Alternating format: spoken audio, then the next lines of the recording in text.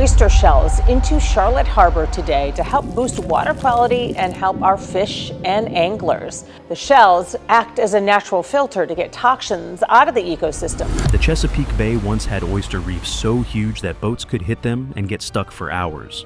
Then people scraped them down for profit until almost the entire living reef system was gone. By 2011, the oyster population had crashed to just 0.3% of what it once was, and the bay began breaking down with it. The water, grasses, crabs, and fish were all paying the price. So, crews began rebuilding the bottom itself, dumping billions of oysters onto giant stone reefs. 10 years later, something unbelievable was growing back underwater. The hidden oyster world beneath the bay. The Chesapeake Bay was not just water with oysters living in it. For thousands of years, oysters helped hold the entire bay together. They cleaned the water, built giant reefs across the bottom, and created underwater cities packed with life. Fish hid inside the reefs. Young blue crabs used them as shelter. Mussels, worms, shrimp, and tiny animals crowded into the cracks between shells. What looked like piles of oysters were really living neighborhoods spreading across the bay floor. The Chesapeake is also a fragile place. It is the largest estuary in the United States, where freshwater from rivers mixes with salty Atlantic Ocean water. Its watershed stretches across 6 states and Washington, D.C., covering about 64,000 square miles. More than 18 million people live inside that drainage area.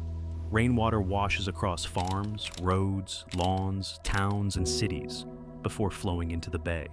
The bay holds more than 18 trillion gallons of water, but it is not a deep, open sea. Its average depth is only about 21 feet. That shallow water can cloud up fast, warm fast, and get overloaded fast. When too much dirt, waste, and runoff enter shallow water, the whole place has less room to absorb the shock. For a very long time, oysters help soften that shock. An oyster feeds by pulling water through its body.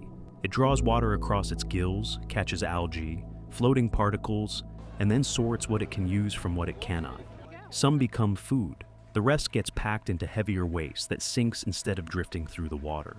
Under good conditions, one adult oyster can filter more than 50 gallons of water in a single day. One oyster may seem small, but a reef is millions of tiny filters working at the same time. When oysters were dense across the bay, they pushed enormous amounts of water through their gills every few days. The water did not stay clear by luck. It was being cleaned by animals on the bottom. But the cleaning was only half of the story. Oysters also built upward. A young oyster needs something hard to grab. It cannot grow properly if it lands on soft mud. It wants old shell, stone, or another firm surface. In the Chesapeake, the best place for a baby oyster was often the shell of an older oyster. So, one generation settled on the last. Then another settled on top of that. Dead shells stayed behind. Living oysters grew over them. Layer by layer, the reef rose. That is how a reef became more than food. It became a home. Small fish slipped between the shells. Young blue crabs tucked themselves into the gaps, where larger animals had trouble reaching them. Mussels and other shellfish attached around the edges. Tiny animals fed there, hid there, and drew larger animals toward the reef. It was an underwater neighborhood, built by oysters that never moved from where they settled. The life cycle was simple, but it had one hard rule. Adult oysters release tiny larvae into the water. Those larvae drift for about 2 to 3 weeks. They are carried by currents, too small to look like the oysters people know. Then, their drifting time runs out. They must find a clean, hard place to land. Once they attach, they become spat, the first fixed stage of a young oyster's life. If they land on an old shell or another firm surface, they can start growing. If they land on mud, the story ends almost before it begins. And mud was always waiting. The Chesapeake Bay receives sediment from rivers, farms, shorelines, streams, storms, and eroding ground. That sediment does what sediment always does. It falls, it settles, it covers low spots. A flat bed can disappear under it.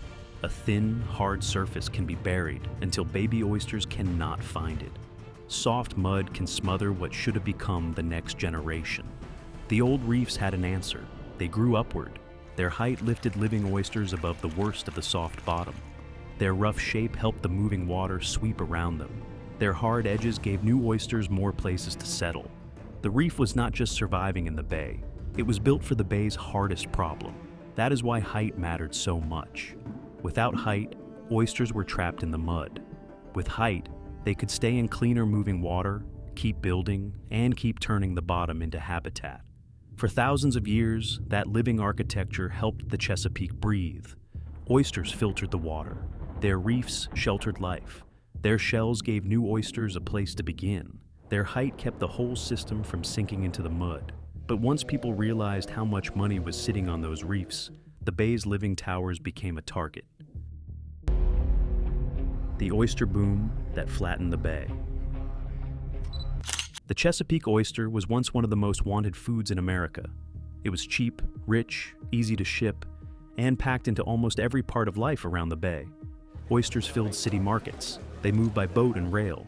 They went into restaurants, street stalls, cans, barrels, and export crates.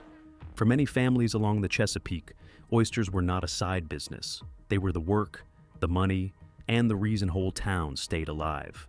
The demand became enormous. By the late 1800s, the Maryland side of the bay was pulling in more than 15 million bushels of oysters a year.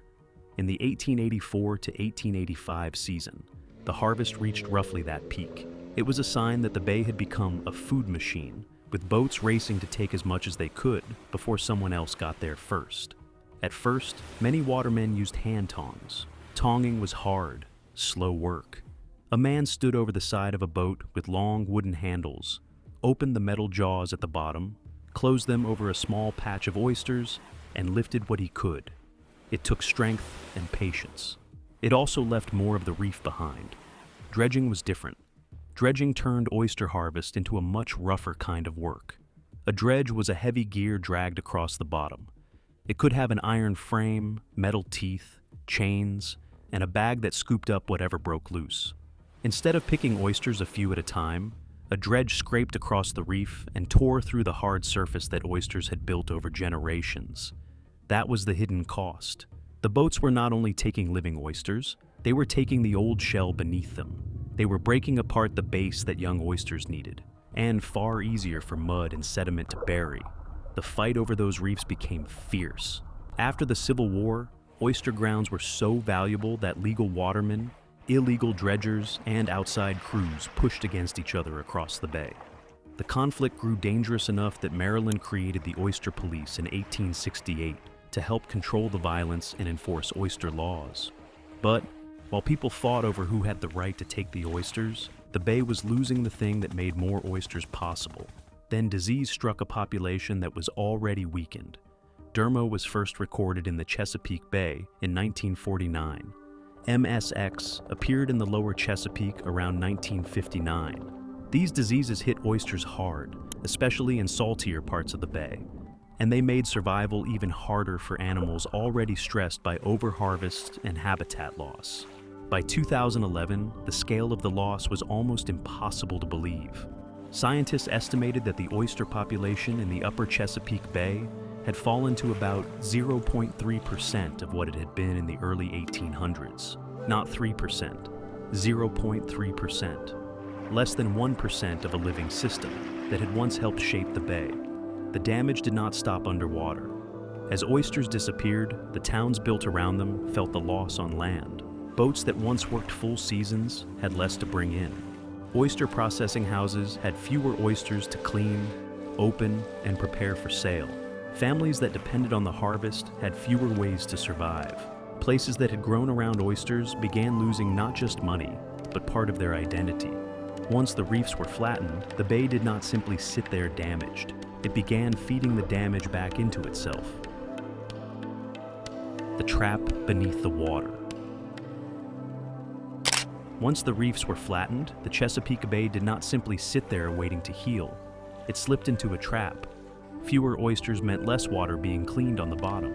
More algae, dirt, and tiny floating particles stayed in the water. The water grew cloudier. Sunlight had a harder time reaching down, and when sunlight faded, the bay's underwater grasses began losing the one thing they needed most. Those grasses were not just plants, they were nurseries. Young fish hid in them. Young crabs moved through them. Small animals lived between their blades. Their roots helped hold the bottom in place, so loose sediment did not rise as easily into the water. They also took in nutrients that would otherwise feed even more algae. So, when the water got too cloudy for the grasses, another piece of the bay came loose. Fewer grasses meant fewer hiding places for young animals. Fewer roots meant more loose sediment. More loose sediment made the water cloudier. Cloudier water made it harder for the next patch of grass to survive. The bay was being pulled through a chain reaction. The same thing was happening with oxygen. Runoff from the huge Chesapeake watershed carried pollution into the water. Some came from farms. Some came from streets, lawns, towns, wastewater, rivers, streams, and storms. The watershed stretches across 6 states and Washington, D.C., so the bay was receiving pressure from far beyond its own shoreline. That runoff carried nutrients like nitrogen and phosphorus. In the right amount, nutrients help life grow. In too much water, they feed thick blooms of algae. The algae spread near the surface, clouding the water even more. Then the algae died and sank. Bacteria broke it down, and as they did, they used up oxygen in the water.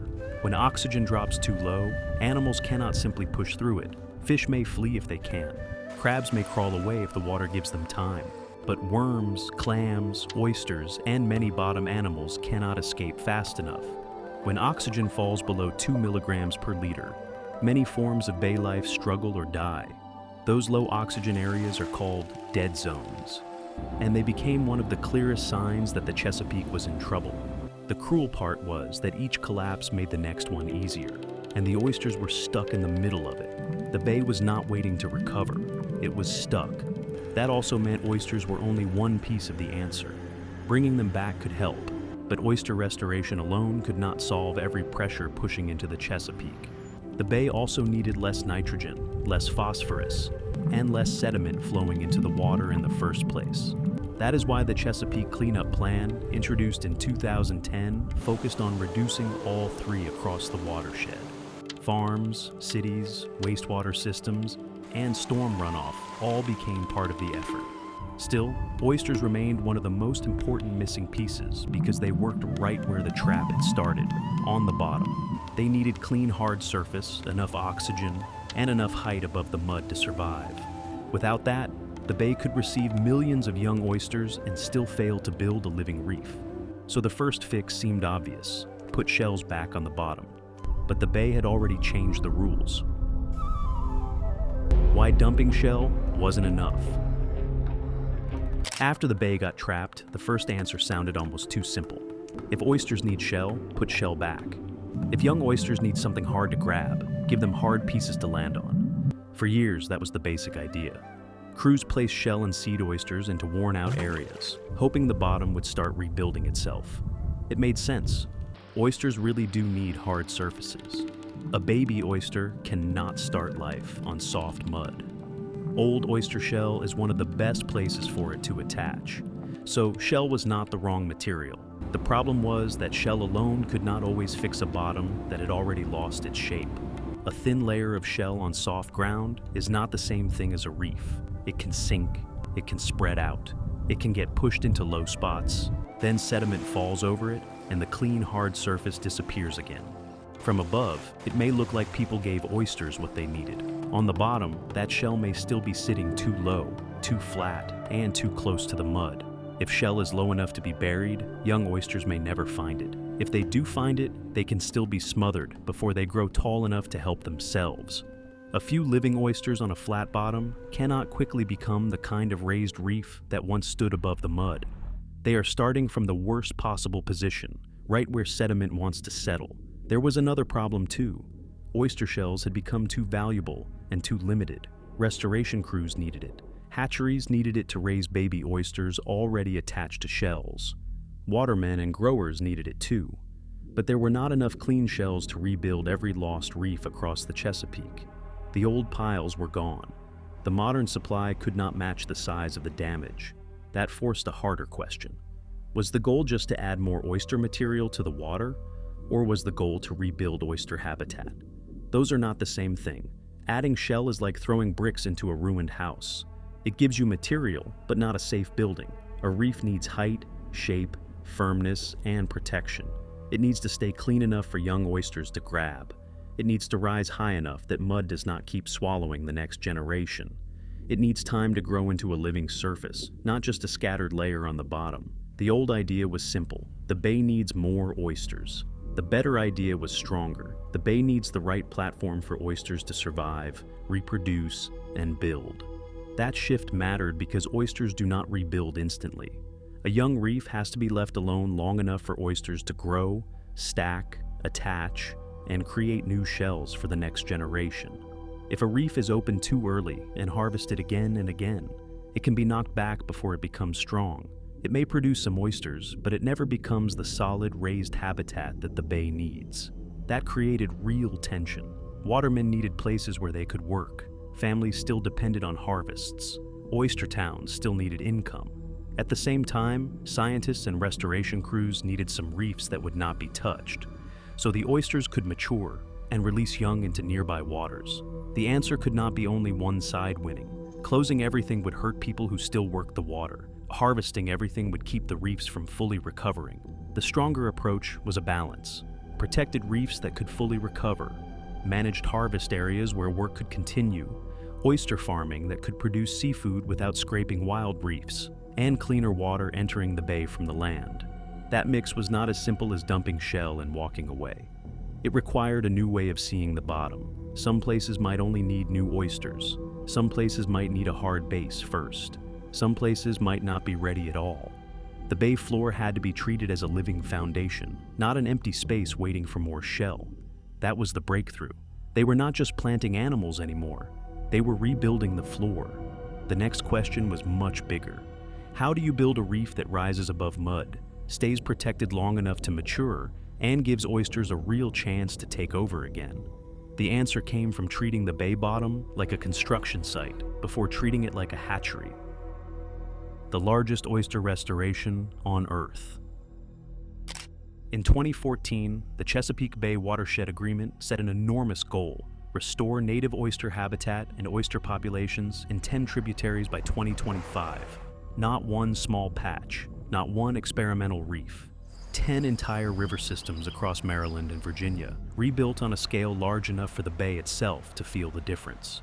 In Maryland, the target waters were Harris Creek, the Little Chop Tank River, the Tread Avon River, the St. Mary's River, and the Minokan River. In Virginia, they were the Great Wicomico River, the Lafayette River, the Lower York River, the Lynn Haven River, and the Piankatank River. Virginia later added one more place, the eastern branch of the Elizabeth River. The work pulled in a wide team. NOAA, the U.S. Army Corps of Engineers, the Maryland Department of Natural Resources, the Virginia Marine Resources Commission, the Oyster Recovery Partnership, university hatcheries, research teams, local groups, and nonprofit partners all had roles to play. This was not random dumping. Every reef had to be planned before a single oyster touched the water. First, teams had to read the bottom. Boats moved across quiet tributaries, scanning a hidden world under the brown-green surface. From above, the water could look calm and empty. Underneath, crews were searching for old reef, firm ground, useful water flow, the right saltiness, and places where a protected reef could last. They needed to know where the bay could support a rebuild and where oysters would be doomed before they even had a chance to grow. One weak site could waste years of seed, money, and labor before anyone saw the failure clearly. That mapping changed everything. Where the bottom needed structure, crews brought in hard material, such as stone. Stone became the foundation. It could sit higher than the soft bottom. It could hold its shape. It could give young oysters a raised place to begin. And because clean oyster shell was limited, much of the large reef building used stone, while shell was saved for the hatcheries.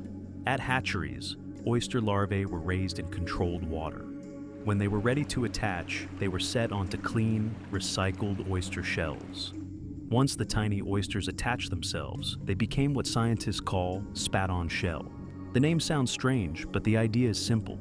Young oysters already attached a shell, ready to be placed onto a reef. Maryland's Horn Point.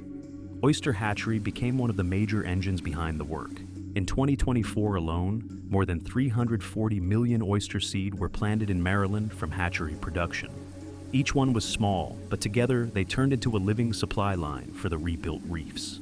Then came the planting. Boats carried shells covered with tiny oysters out to exact locations. Crews followed the maps. They spread the young oysters over prepared reef areas, placing life on top of the hard base already built below. In some places, heavy barges had already brought the stone. In others, crews added seed where reef structure was ready. The work was slow, muddy, loud, and exact. It needed machines, maps, boats, shells, living animals, and years of patience. It was not one dramatic dump. It was season after season of moving stone, raising oysters, loading boats, reaching marked spots, spreading seed, and waiting for life to take hold. Harris Creek became the clearest early example of how huge this work could be. Restoration there was completed in 2015. By the time the main build was done, the project had produced about 343 acres of restored reef. About 2,490,000,000 oyster seed were planted there. The cost was about $29 million, and Harris Creek was only the beginning. In the Little Choptank River, about 358 acres were restored, with about 2,160,000,000 oyster seed planted and a cost of about $28,890,000.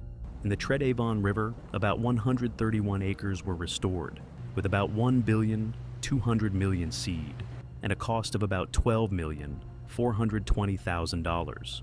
In the St. Mary's River, about 60 acres were restored, with more than 151 million seed planted. Then came the Menoken River. That project was described as a 441-acre sanctuary effort, with well over 1 billion oysters, and it helped complete Maryland's 5-tributary restoration promise in 2025. Across the state line, Virginia's tributaries added even more scale. The Great Wicomico, Lafayette, Lower York, Lynn Haven, Piankatank, and the bonus Elizabeth River site turned the effort into something larger than A's Maryland Project. It became the largest oyster reef restoration push in the world. By the end of 2025, restoration partners had rebuilt reefs across all 10 original tributaries, plus the extra Virginia site. Across the large-scale effort, the total reached more than 2,400 acres of healthy oyster reef. About 1,900 acres were actively restored, and about 500 acres were existing healthy reefs that qualified as restored. The construction was massive. The planting was massive. The patience had to be massive too, because the real test was never just whether people could place oysters in the water. The real test was whether those oysters would hold, grow, and start acting like reefs again. When the reefs came back to life, the planting crews could not judge success the day the oysters hit the water. A reef is not proven by how much shell lands on the bottom. It is proven by what happens after seasons of heat, cold, storms, disease, and mud. So they waited. The restored reefs were checked after 3 years and again after 6 years. The questions were simple. Were the oysters still alive? Had they grown? Were there young oysters beside older ones? Was the reef still holding its shape? Was it becoming a real living structure instead of a planted patch? The answer was stronger than almost anyone could have promised at the start. Across Maryland's large restored reefs, 99% of the 6-year-old reefs met the minimum marks for oyster numbers and living weight. Harris Creek became the clearest proof. Out of 348 restored acres there, 343 acres passed the success marks. That meant the oysters had not just been placed there, they had held on. The first thing to return was the oyster's old job. In Harris Creek, the restored reefs grew dense enough to filter the creek's water in less than 10 days. But inside that restored creek system, the oysters were no longer just surviving on the bottom. They were working. They were pulling water through their gills again. They were catching particles again. They were turning a dead-looking bottom back into a place where water, shell, and life moved together. The reef was no longer a repair site. It was becoming a living machine. Then came the nitrogen. Nitrogen can push bay water out of balance when too much enters from land. Restored oyster reefs help remove it in more than one way. Some nitrogen gets locked into oyster tissue and shell. Some is handled by tiny life living inside the reef, which helps turn it into gas that leaves the water.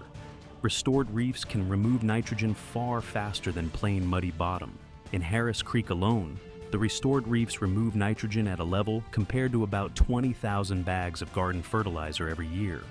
Long-term estimates point to about 1 million pounds removed over a decade. That is pressure being taken out of the system. The reef also became shelter again. A restored oyster reef is rough, crowded, and full of gaps. That is exactly what small animals need. Fish can feed around it. Tiny creatures can cling to it. Young crabs can hide in it. A flat, bare bottom leaves young animals exposed, but a reef gives them cracks, edges, and cover. For juvenile blue crabs, that cover can be the difference between life and death. Young blue crabs can survive 3 to 4 times better on reef habitat than on bare, sandy bottom, because the reef gives them places to escape predators. Beyond the reefs, the wider bay also began showing signs of life. Underwater grasses covered more than 100,000 acres in 2017 for the first time in the modern monitoring record.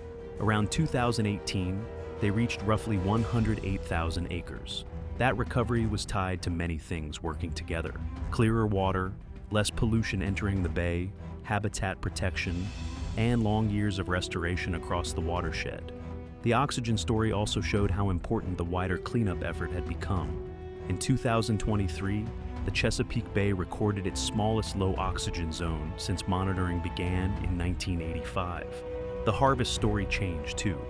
Maryland's oyster population has been climbing after decades of damage. A 2025 stock assessment estimated more than 12 billion oysters in Maryland's Chesapeake waters in 2024, including about 7.6 billion adult oysters. That adult number was more than triple the low estimate of about 2.4 billion adults in 2005. Reproduction also showed a powerful sign. In 2025, Maryland reported that the concentration of new oysters was nearly 6 times higher than the long-term average, and the second highest in the 41-year modern survey. Recent harvests improved as well, with more than 430,000 bushels harvested commercially during the 2023 to 2024 season. But the protected reefs themselves are not meant to be harvested. Their value comes from something bigger. They create habitat. They release young oysters into nearby waters. They help clean the bay. They support fish, crabs, and other marine life.